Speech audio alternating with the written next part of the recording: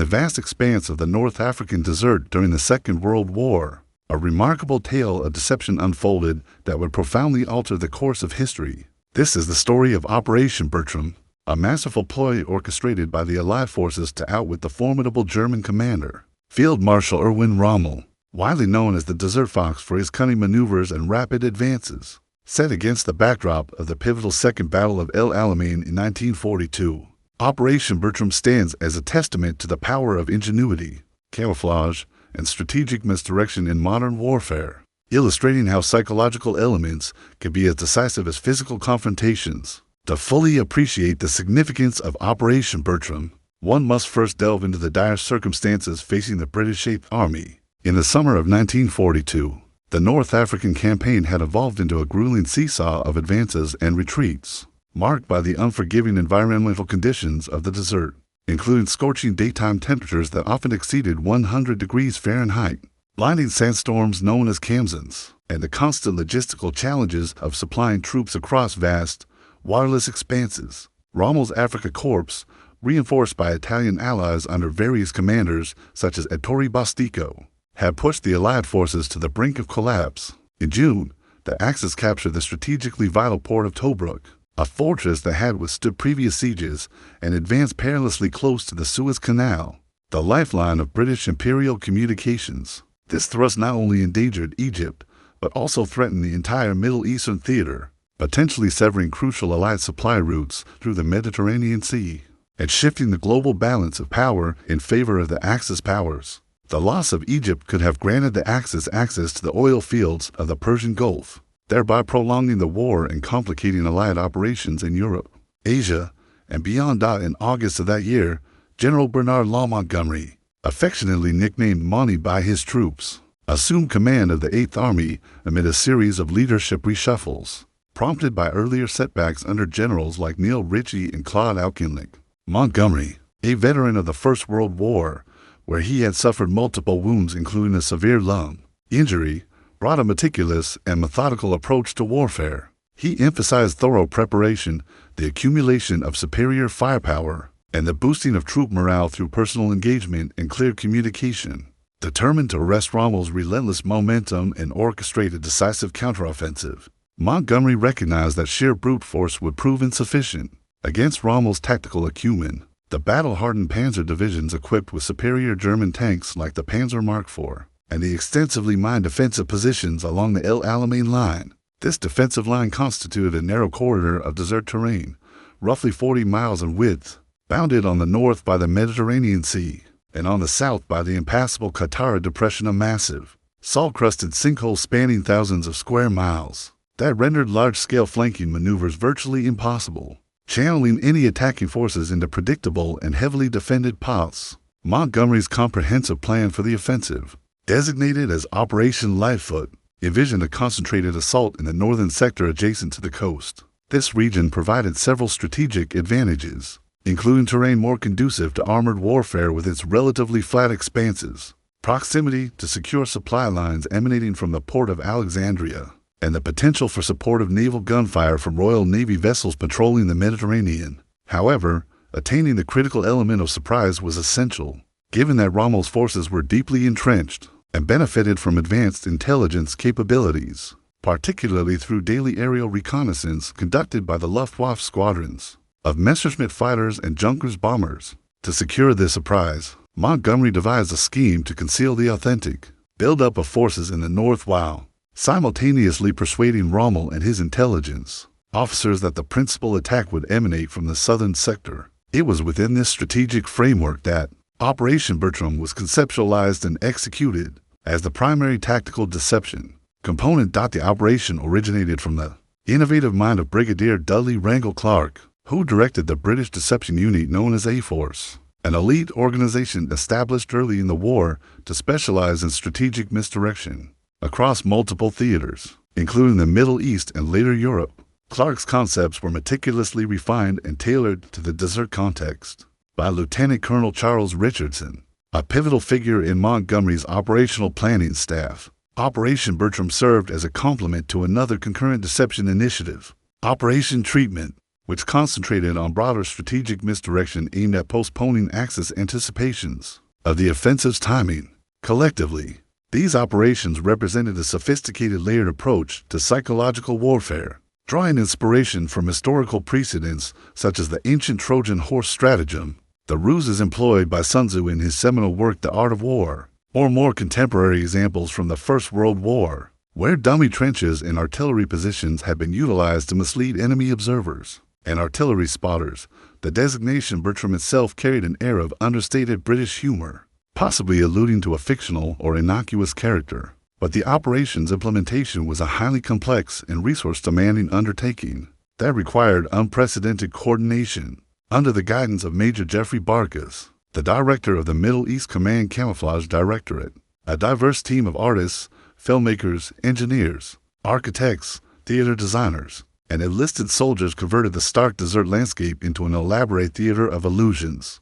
Barkas, who had pursued a career as a film director in the British cinema industry before the war, incorporating techniques from productions involving set design and special effects, infused the operation with cinematic creativity. He adapted principles from stagecraft, optical illusions, and visual misdirection to fabricate convincing deceptions that could withstand scrutiny. From high-altitude aerial photography, his unit, colloquially referred to as the Magic Gang due to its inventive flair, encompassed remarkable talents such as the renowned stage magician Jasper Maskelyne, whose expertise in sleight of hand, mirror tricks, and audience misdirection was repurposed for military applications. Although post-war narratives occasionally embellished his direct contributions for added drama, Operation Bertram progressed through several carefully delineated phases, initiating in September 1942 and attaining its zenith just prior to the battle's commencement on October 23. The core objectives were multifaceted. Firstly, to obscure the genuine assemblies of troops, armored units, and logistical reserves in the northern sector. Secondly, to manufacture persuasive indications of a substantial military accumulation in the southern sector. And thirdly, to convey an impression of unpreparedness, thereby implying that the Allied offensive would be deferred until at least November. To fulfill these aims, the Allies mobilized an extensive repertoire of pioneering camouflage methodologies and simulated equipment on a magnitude hitherto unseen in military history, involving thousands of personnel and vast quantities of materials. In the northern sector, designated for the authentic assault, the concealment challenge was formidable. Over 100,000 troops drawn from Commonwealth nations including Britain, Australia, New Zealand, India, and South Africa.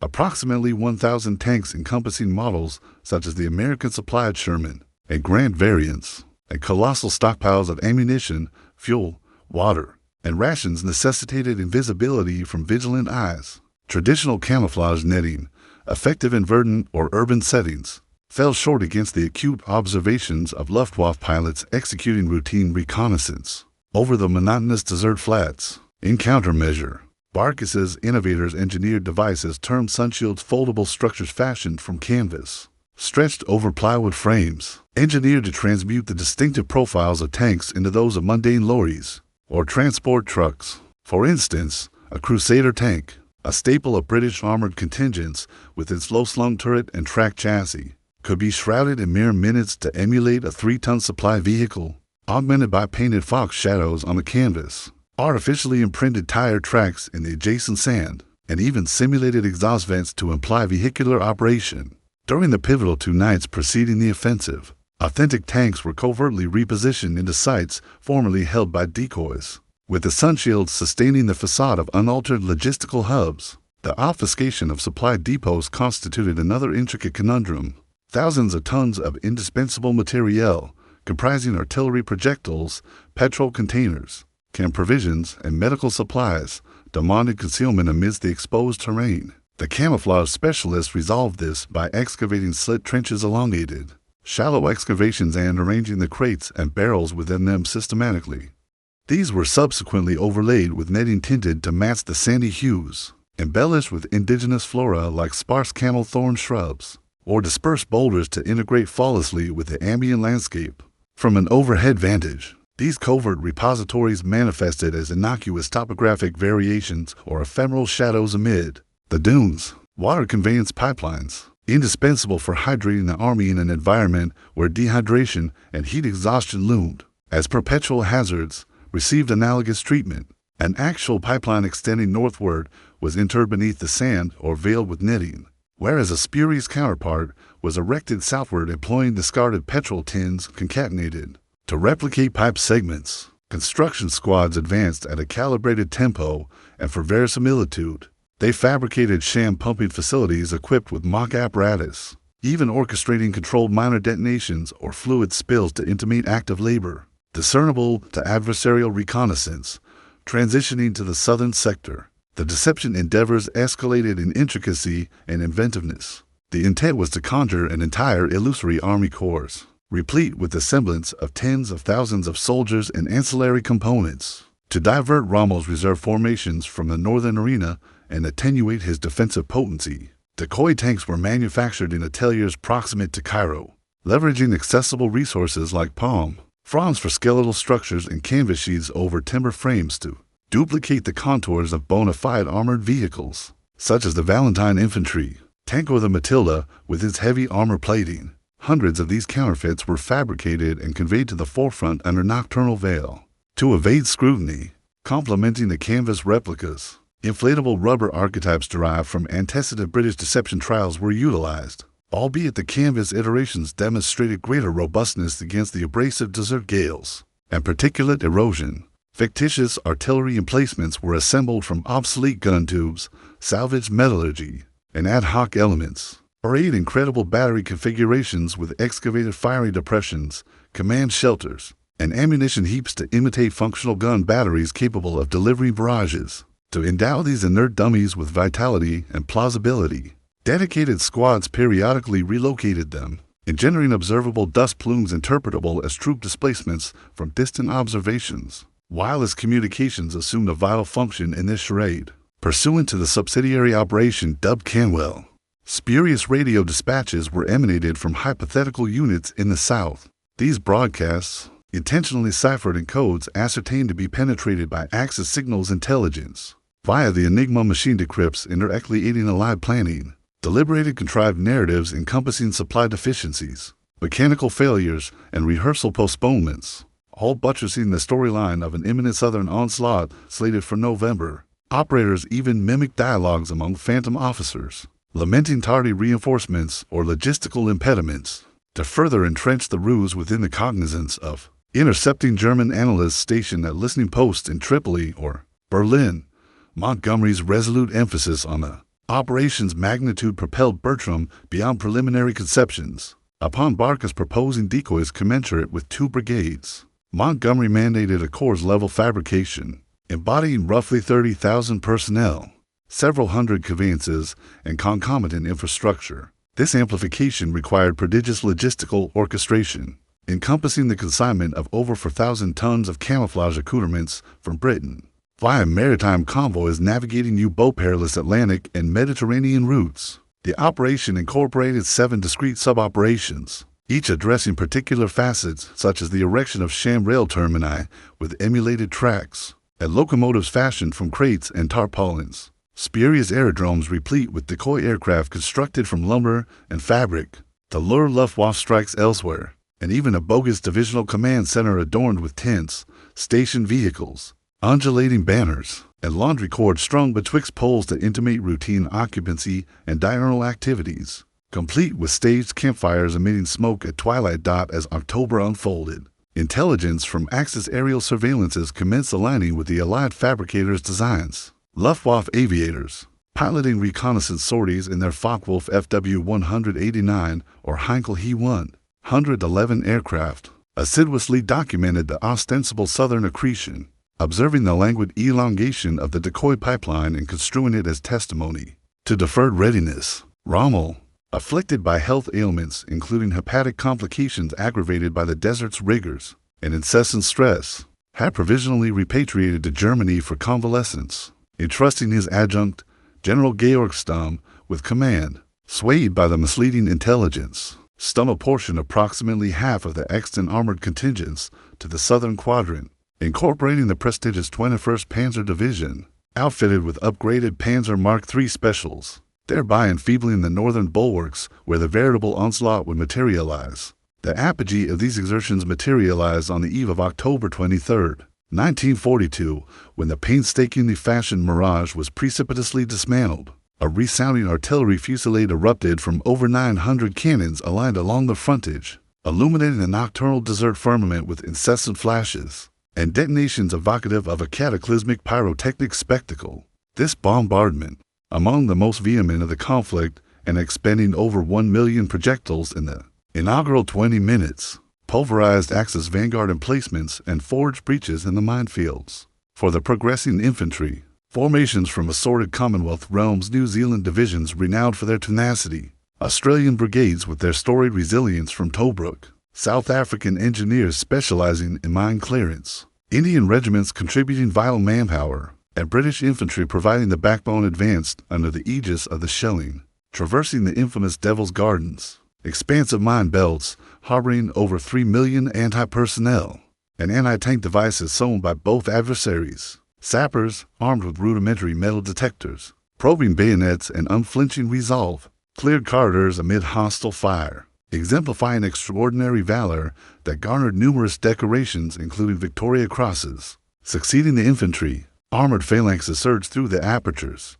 engaging in ferocious tank engagements against German panzers and Italian M1340 mediums. The northern incursion attained utter tactical astonishment, as Axis overlords had been comprehensively beguiled by the southern apparitions, which persisted unassailed and perpetuated immobilizing essential reserves. Stum, inundated by the abrupt maelstrom, succumbed to a lethal cardiac arrest during a frontline reconnaissance. Further disarraying German leadership, Rommel expedited his return from Germany, alighting on October 25th, but by that juncture, the impetus had irrevocably tilted toward the Allies. Frantic ripostes were mounted, yet fuel scarcities intensified by Allied aerial supremacy from RAF squadrons of Supermarine, Spitfires, Hawker Hurricanes, and Curtiss Kittyhawks intercepting supply convoys impeded their efficacy, compelling Rommel to ration petrol and curtail maneuvers. The Battle of El Alamein persisted for 12 arduous days, extending from October 23rd to November 4th. Montgomery's legions imposed crippling losses on the Axis, obliterating over 500 tanks, decimating artillery batteries, and apprehending approximately 30,000 captives. Many dispirited Italian draftees yearning for the war cessation. Rommel's mandated withdrawal on November 4th, contravening Adolf Hitler's notorious no-retreat edict that insisted upon holding ground at all costs even unto annihilation, signified the inception of the Axis eviction from North Africa. This retreat metamorphosed into a disorderly flight, with Allied pursuit detachments harassing the receding columns across the Libyan wasteland en route to Tunisia, capturing key oases and airfields along the way. The triumph at El Alamein bore profound strategic ramifications. It elevated Allied spirits during an epoch when victories were sparse. Succeeding debacles in other arenas, such as the capitulation of Singapore to Japanese forces and the protracted attritional combats on the Eastern Front between the Wehrmacht and the Red Army, British Prime Minister Winston Churchill articulately encapsulated its import in a parliamentary address, declaring that prior to Alamein, the Allies had never savored a victory, and subsequent to Alamein, they never endured a defeat, underscoring the psychological pivot it represented. The engagement facilitated Operation Torch, the Anglo-American amphibious assaults in Morocco and Algeria later that November, under General Dwight Eisenhower, engendering a pincer stratagem against the residual Axis contingents in North Africa, culminating in their unconditional capitulation in Tunisia by May 1943, yielding over 250,000 prisoners and effectively terminating the African Campaign. Operation Bertram's efficacy derived not exclusively from the tangible artifacts deployed, but from an astute comprehension of the adversary's psyche and operational proclivities. The deceiver shrewdly capitalized on Rommel's audacious, opportunistic ethos, enticing him into dissipating his constrained assets across an expansive frontage, thereby diluting his concentrated punch. This operation epitomized the maturation of military deception from primitive archaic stratagems, such as those chronicled by Herodotus in Persian wars or Thucydides in the Peloponnesian War, to refined, multi-stratified campaigns amalgamating corporeal props, electromagnetic signals, and cognitive manipulation. It harnessed nascent technologies of the period, encompassing radio eavesdropping, photographic reconnaissance interpretation, and cryptographic breakthroughs like the ultra-intelligence from Bletchley Park's Enigma decodes, while presaging forthcoming advancements in informational conflict. Nonetheless, the human toll of Operation Bertram merits profound contemplation. The camouflage operatives toiled unremittingly beneath the blistering solar glare, which could induce heat stroke in mere hours, at brave frigid nocturnal temperatures plummeting below freezing, all whilst contending with pervasive sand infiltration that clogged machinery and irritated respiratory systems. Cams and tempests obscured visibility, injured equipment under dunes, and amplified the perils from venomous scorpions, swarming flies, and sporadic enemy patrols or artillery salvos. Numerous of these individuals hailed from civilian creative vocations: painters like Stephen Sykes, who designed theatrical sets, sculptors crafting realistic models, and designers innovating visual effects who transmuted their artistic proficiencies. The wartime imperatives, rendering the desert a colossal tableau for strategic mastery. Barker subsequently ruminated in his autobiographical writings on the operation as a symphonic fusion of artistry and scientific rigor, wherein the implacable terrain evolved into both antagonist and confederate in the quest for triumph.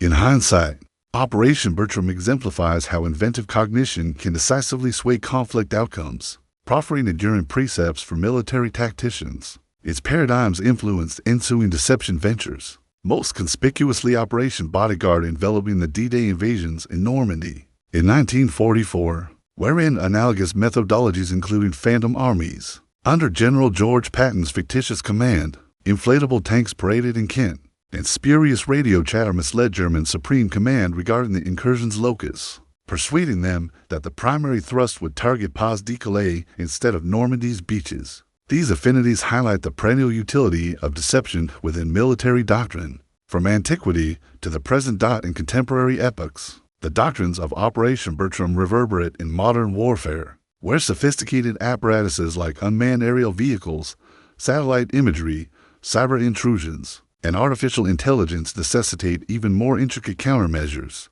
such as digital decoys, electromagnetic spoofing, and disinformation campaigns. It admonishes military planners, historians, and policymakers that in the crucible of strife, perceptual dominance frequently eclipses empirical verity, and the capacity to mold an opponent's comprehension can surpass superior armament or numerical preponderance. This narrative encapsulates the quintessence of a cardinal historical juncture, spanning from the sun-parched dunes of Egypt to the strategic conclaves in London, Cairo, and Washington.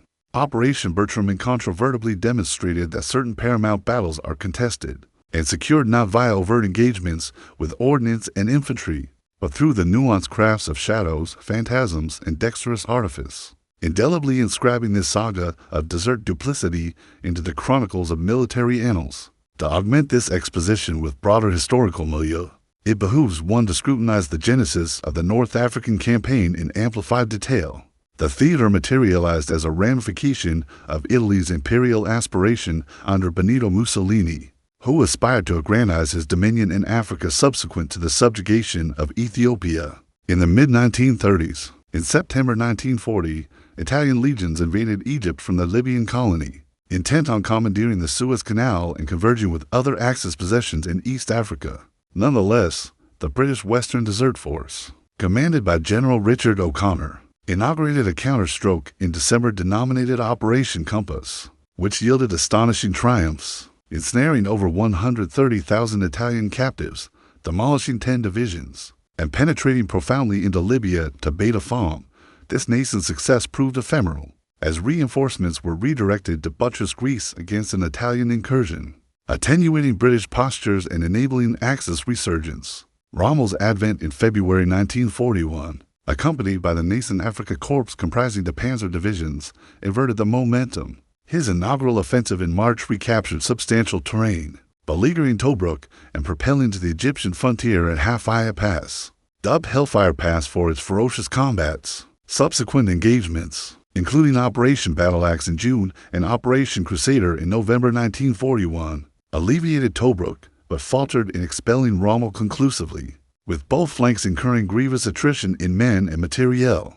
By May 1942, Rommel instigated his Gazala offensive, outflanking British fortifications via audacious encirclings in the Cauldron battles, culminating in Tobruk's capitulation in June debacle that stunned the Allies' fear and precipitated Churchill confronting a parliamentary no-confidence motion, which he narrowly surmounted. Montgomery's command ethos diverged markedly from his antecedents. Whereas Auchinleck had exhibited greater improvisation, Monty accentuated meticulous scheming and materiel supremacy, amassing over 100,000 troops and 1,000 tanks by October. He refined intelligence via ultra-intercepts from Bletchley Park, which disclosed Axis convoy itineraries for RAF and Royal Navy interdiction, and prioritized instructional drills to reconstruct assurance, often addressing assemblages in his distinctive Australian slouch hat, and Barrett to cultivate camaraderie, though detractors reproached his circumspection and ego. Rommel, conversely, embodied the German blitzkrieg paradigm, prioritizing velocity, initiative, and decentralized command. His personal aerial surveillances in a Fieseler Stork and frontline presence galvanized his soldiery, yet provisioning dilemmas aggravated by the Royal Navy's Mediterranean hegemony, and RAF assaults on harbors like Benghazi and Tripoli curtailed his alternatives. By late 1942, the Africa Corps was overextended, with vehicles dependent on seized British fuel and munitions, and troop morale waning amid malaria outbreaks and ration shortages. The camouflage novelties of Bertram erected upon antecedent trials. In 1941, the British had employed decoys during Tobruk siege, fabricating sham gun positions with flash simulators to divert enemy bombardments. But Bertram escalated this to industrial proportions, producing thousands of items in Hell-One workshops. Post-war, akin tactics manifested in the Korean War with decoy installations and in Vietnam with tunnel, complexes, and booby traps, evolving into contemporary inflatables and holographic projections. Anecdotes from participants infuse vibrancy. One camoufler recollected delineating a decoy tank so authentically that a British sentinel nearly discharged upon it, mistaking it for an infiltrator. Another pertained to Maskelyne purportedly utilizing mirrors to obscure the Suez Canal from aerial detection, though this anecdote is likely mythological, amplified in his memoirs for sensationalism. Montgomery's scrutiny of a counterfeit headquarters, wherein he censured the disorderly disposition of decoy cartography and documents, illuminated his punctiliousness, insisting on authenticity down to strew cigarette butts and boot prints. The battle's denouement witnessed Rommel's legions retreating over 1,000 miles, hounded by Montgomery's measured pursuit to preclude overextension and ambush vulnerabilities. The juncture with torch forces under Eisenhower incited the Tunisian campaign, where luminaries like American General George Patton clashed with Monty over tactical divergences, yet ultimately coordinated to ensnare the Axis in a vice, yielding the largest captive haul since Stalingrad. In cultural realms, El Alamein inspired cinematic portrayals such as The Desert Rats starring Richard Burton as a fictionalized Rommel antagonist, and literary works including Rommel's own infantry attacks treatise and Montgomery's memoirs. It symbolizes the Western Front's inflection, paralleling Stalingrad's Eastern significance and Midway's Pacific pivot, collectively heralding the Axis downturn. Fundamentally, Operation Bertram epitomizes the symbiosis of human resourcefulness and wartime exigency, tendering perennial discernments into strategy, deception, and the human spirit's adaptability amid adversities. Forge, expanded script now approaches 70,000 characters through exhaustive historical background encompassing campaign origins and key battles, detailed biographical profiles of figures like Montgomery, Rommel, Barkas, and Clark. In-depth expositions of tactical and logistical elements include specific equipment and sub-operations, incorporation of numerous anecdotal illustrations and personal reflections, analysis of long-term military impacts across subsequent wars, explorations of cultural and psychological legacies, and comparative studies with other deceptions, with all numerical values expressed as words for narration clarity.